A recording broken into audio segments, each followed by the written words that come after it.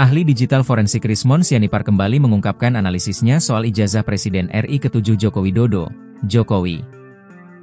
Namun belakangan terungkap Rismon tak pernah meneliti secara fisik ijazah Jokowi.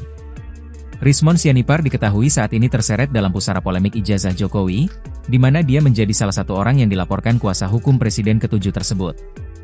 Tetapi, dia mengaku selama ini meneliti ijazah lewat foto ijazah yang diposting akun media sosial X, Dian Sandi Utama.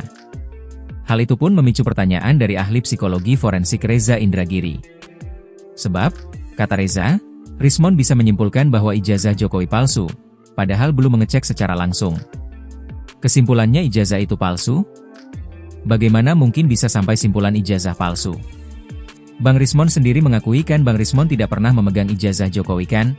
Tanya Reza. Rismon lantas membeberkan niatnya hanyalah untuk memberi edukasi pada masyarakat. Saya ingin mengedukasi publik bahwa apa yang diklaim di medsos Dian Sandi ini ijazah Jokowi asli. Fotonya ini, ya saya bantah, katanya. Dirinya pun tetap pada pendiriannya, yakni dalam pengujian lewat aplikasi menyatakan bahwa foto ijazah Jokowi postingan Dian Sandi adalah palsu. Bahwa berdasarkan ELA itu banyak sekali potensial edit.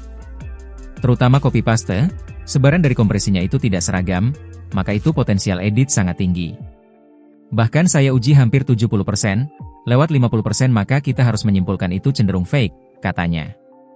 Reza Indragiri mengatakan kesimpulannya berarti bukan ijazah Jokowi yang palsu, melainkan foto postingan Dian Sandi. Mungkin akan aman kalau kalimat Bang Rismon bukan ijazah Jokowi palsu. Kalimatnya begini, ijazah Jokowi yang diperlihatkan oleh Dian Sandi itu palsu.